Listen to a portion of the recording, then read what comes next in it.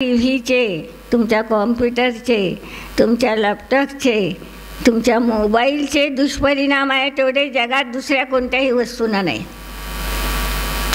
मी म्हणते ते खरं आहे का खोटं आहे, काय आहे ते दुष्परिणाम भोगायची तयारी आहे आमची. परंतु ज्या दुष्परिणामाला दूर करणारं हे जे आमच्या आत्म्याचं ज्ञान आहे, त्या ज्ञानासाठी आमच्याजवळ सवड नाही, आमच्याजवळ बुद्धिमत्ता असून वापरायची नाही. मी शब्द मुद्दाम मोलाचे ठेवले, काय ठेवले नाही ना. सगळ्याजवळ बुद्धिमत्ता अधिक आहे, पण ती वापरायची नाही ना. इकडे ती दुसरीकडे लागली आहे. ती इकडे लावावी लागेल आम्हाला, हे आमच्या कधीही लक्षात आलं नाही. ते म्हणतात अशा प्रकारचा या महिमा न अवधी ज्ञानाची महिमा आहे, न मनपरे ज्ञानाची महिमा आहे. ते किती सूक्ष्म जाणत असेल तरी देखील ते आत्म्याला जाणत नाही आहे. आपल्याजवळ असणारा श्रुतज्ञानही आपल्याला आत्म्याचा अनुभव करून देणारा आहे. ही स्टेट आज आपल्याजवळ आहे, हे वैभव आज आपल्याजवळ आहे आणि त्या वैभवाचा आपण आपल्या जीवनात वापर करायचा आहे. श्लोक 4. सकल द्रव्य के गुण अनंत पर जाय अनंता.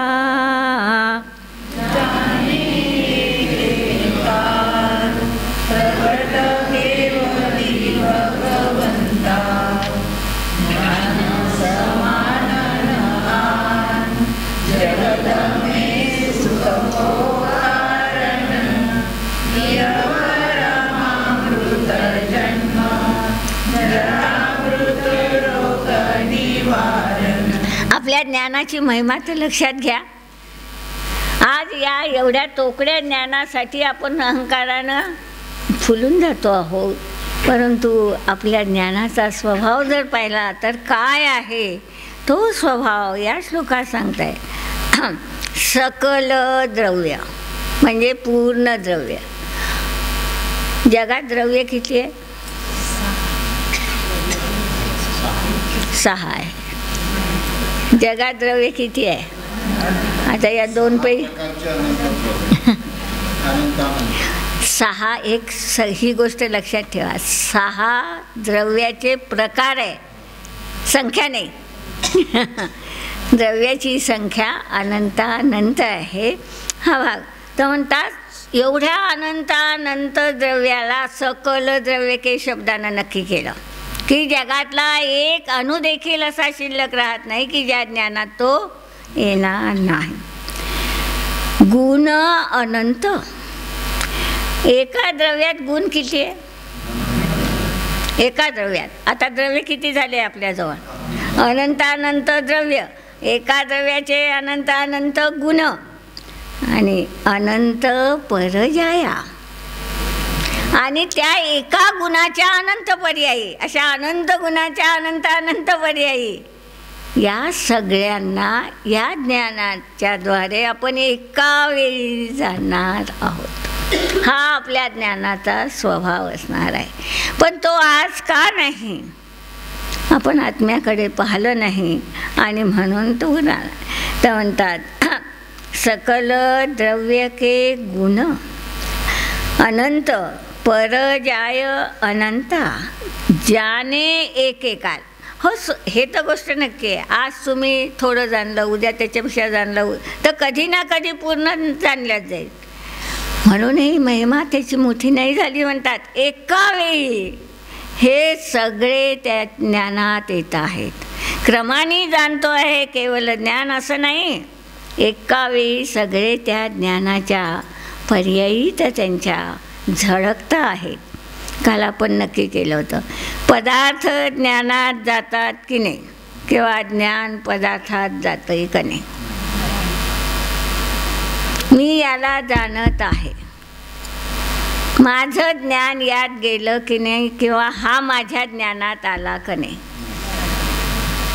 काय उत्तर आहे अक्षय? ज्ञानात आला. एक तर नक्की झालं. मी याच्यात गेली नाही एवढं नक्की आहे तुमच्याजवळ. पण हा माझ्या ज्ञानात आला तर मी काय होईल हो? थोडा विचार करा, मी काय बनल? हा जर माझ्यात आला तर मी अजीव बनेल याच्यासारखी. तर हा माझ्या ज्ञानात आला म्हणजे जाणण्यात आला, माझ्यात प्रवेशच नाही याचा, आणि माझाही प्रवेश याच्यात नाही. आम्ही जाणण्याचं काम मी करू शकते, हा जाण्याचंच काम करू शकतो. हा असा त्यांचा संबंध असणारा केवल ज्ञानाचा आहे. म्हणतात ज्याने एके काळ प्रगट केवली भगवंता. केवली भगवान एका वेळी, प्रगट शब्दाला मोल आहे तिथं. काय मोल आहे बरं? प्रगट ज्याने, प्रत्यक्ष. जसं आज हातावर आवळा असेल तर आपण प्रत्यक्ष ज्ञान करतो, तशा प्रकारचं प्रत्यक्ष सगळं ज्ञान नाही त्या पर्यायी प्रत्यक्ष दिसतात केवळ ज्ञानात. थोडं बारकाईनं लक्षात घ्या. आपल्या मागच्या पर्यायी आज आहे का नाही? मागच्या पर्यायी आज नाही, पुढच्या पर्यायीही आज नाही. केवळ ज्ञान जाणते का नाही? जाणते. तर त्या आहेतही, मागच्या पर्यायीही आपल्याजवळ पर्याय रूपात नाही, शक्ती रूपात आहेच. पुढच्याही पर्यायी शक्ती रूपात आपल्याजवळ आहे आणि म्हणून जाणार आहे. तर म्हणतात प्रगट केवली भगवंता. केवली भगवान एका वेळी या सगळ्या जगातल्या पदार्थाला जाणता आहे. आम्ही एका पदार्थाला जाणतो तर किती विकल्पात अडकलो. कोणी लिहिण्याच्या विकल्पात अडकले, कोणी ऐकण्याच्या विकल्पात अडकलो, कोणी सांगण्याच्या विकल्पात अडकलो. भगवान किती अडकले असेल थोडा विचार तर करा. आम्ही थोडंसं जाणतो आहे तर आम्ही किती अडकलो. आता भगवान एवढ्या सगळ्या चराचर पदार्थाला जाणता आहे तर किती अडकले असेल. काय झालं असेल, काय दशा होईल त्यांची, याचं जाण्याचं त्याचं जाण्याचं. त्यांना एक क्षणाची फुरसत नसेल असं मला वाटते. काय होईल अक्षय भाऊ? किती काम लावलं पाठीमागे आपण भगवंताच्या, त्याला फुरसतच नाही. काय झालं? काय झालं? नाही आलं माझा प्रश्न लक्षात. सतीश भाऊ काय झालं?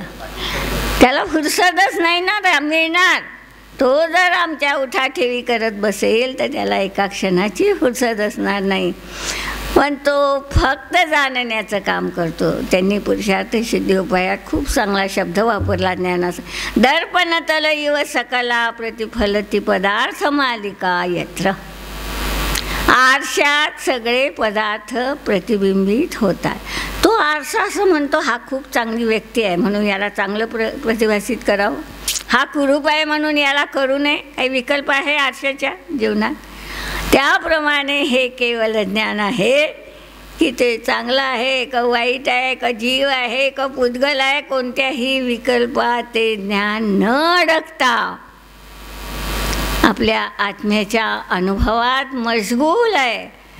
आणि त्याचमुळे ह्या सगळ्या जाणण्याच्या प्रक्रिया जरी पर्यायीत होत आहेत तरी त्या पर्यायीला ते आपलं मानत नाही. किती मोठेपण आलं असतं तर किती अहंकारी झाले असते भगवान.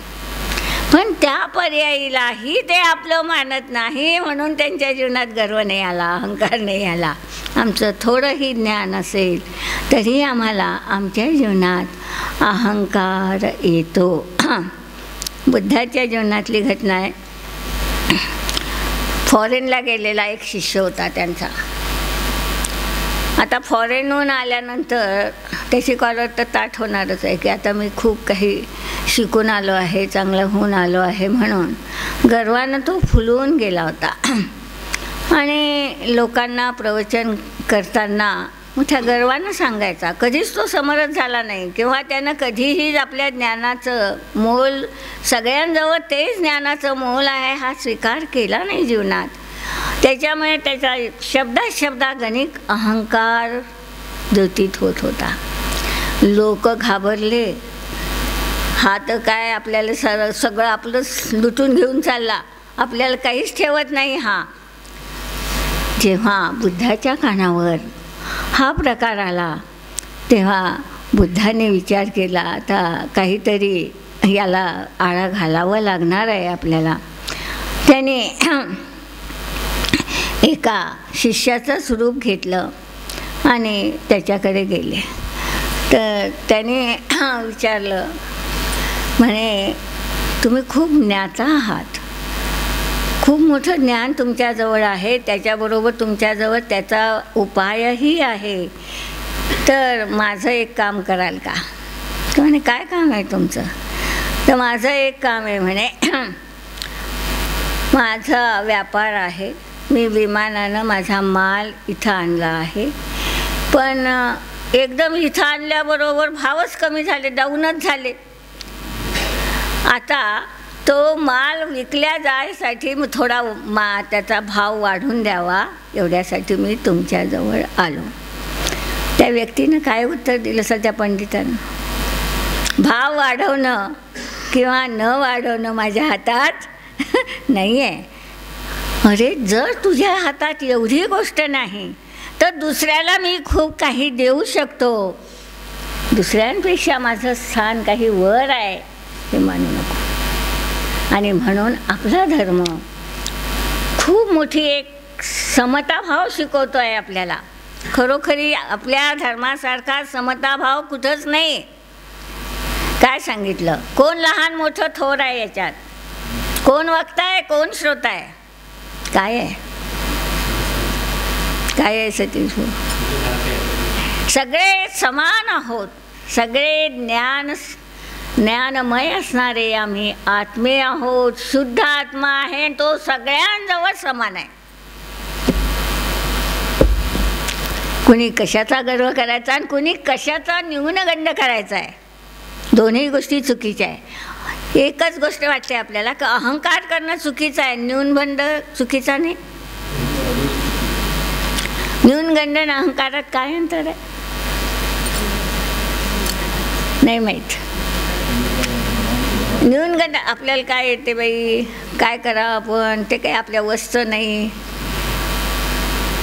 हां, ज्याला तुम्ही कधीही निषेध रूपाचा विचार मनात आणू नका. विधी रूपाचा विचार मनात आणा. निषेध रूपाचा विचार जोपर्यंत आपल्या जीवनात आहे तोपर्यंत आपण काहीही करू शकणार नाही. आपला धर्म म्हणून मी प्रवेशिकेत दिलाय. आपला द्रव्य गुण पर्यायीची परिभाषा काय शिकवते आपल्याला? या गुणांची परिभाषा की अहंकार येणार नाही आणि न्यूनगंडही आपल्या जीवनात येणार नाही. भगवंताच्या ठिकाणी किती गुण वाढले, सिद्धांच्या ठिकाणी? अक्षय भाऊ, सिद्धांच्या ठिकाणी किती गुण वाढले आपल्यापेक्षा? 8 गुण वाढले ना. भरत म्हणते एकही नाही. सिद्धाचे गुण 8 तर आहे की ते आपल्याजवळ आहे का नाही?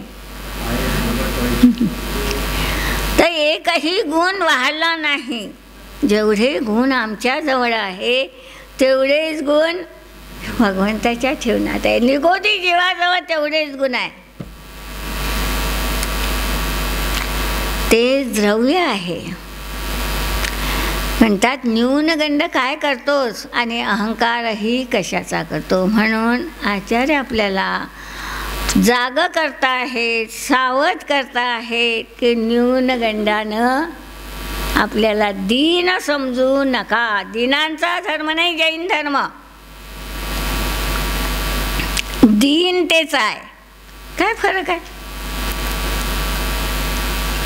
दीनता, लीनता यात काही फरक आहे? आम्हाला दीन व्हायला शिकवत नाही आमचा धर्म, पण आम्हाला अहंकारी व्हायलाही शिकवत नाही. आमचा धर्म आम्हाला हे सांगतो आहे की सगळे जगातले आत्मे सारखे आहेत. म्हणून आपल्या इथं भक्तीच्या स्टेप 3 आहेत. दासोहम, दुसरी सोहम आणि तिसरी अहम. भगवान तू भगवान आणि मी भक्त. तर भगवान महावीर भगवान आपल्याला सांगतायत तू माझा भक्त नको बनू, महावीर बन. जैन धर्म हे शिकवतोय. बाकी सगळ्या धर्मांनी फक्त भगवान भगवान आहे, आपण सगळे त्याचे भक्तच राहणार आहोत. तर म्हणतात दासोहम ही पहिली स्टेप जरी जीवनात आली, जोपर्यंत आपल्याला कळत नाही तोपर्यंत हा विचार येतो की भगवान तुम्ही खूप मोठे आणि मी तर दीन दयाळ. हा भक्तीचा भाव आला. पण जेव्हा थोडंफार काही आमच्या जीवनात ज्ञान आलं तेव्हा आमची भक्ती काय झाली? काय म्हणणार होता मी? तू मोठा आणि मी लहान नाही. भगवान त्यालाही आम्ही सांगितलं की तुला मोठं मानायला मी तयार नाही. तू जसा आहे, जेवढा आहे तेवढाच मी आहे आणि तसाच मी आहे. सो अहम. म्हणून मी दीनही नाही आणि तू मोठा दयाळ आहे असंही नाही. आणि यातही शेवटी काय आलं? तू मी 2 द्रव्य आले, भगवान आणि मी. जैन धर्म 2 द्रव्यात असणाऱ्या धर्माला धर्म नाही मानत. ही खरी जैन धर्माची विशेषता आहे. जिथं दुसऱ्याची लुडबुड आहे, परद्रव्याचा आश्रय आहे, तो वास्तविक धर्म नाही. तर म्हणतात तीही स्टेप सोडावी लागणार आहे आम्हाला. अहम, मी जो आहे तो आहे. समयसाची 6वी गाथा आपल्याला सांगणार आहे की सो अहम, मी तर पुरा न्यायकच आहे, न्यायकच आहे, पुरा आहे, अखंड आहे, अधुरा नाही. आणि ही जाणीव ह्या केवल ज्ञानाच्या माध्यमातून आपल्याला होणार आहे की तो भगवान खूप काही मोठा ज्ञानी झाला असं नाही, तेवढ्या ज्ञानाचं सामर्थ्य आजही माझ्यामध्ये पर्याय रूपानं नसलं तरी शक्ती रूपानं पुरं आहे. म्हणून म्हणतात ज्ञान समानन जगत में सुख को कारण न आन. म्हणून या आगमाच्या ज्ञानाशिवाय या जगात दुसरी कोणतीही वस्तू सुखाचं कारण नाही. किती कळकळीनं सांगतायत पंडितजी की बाबांनो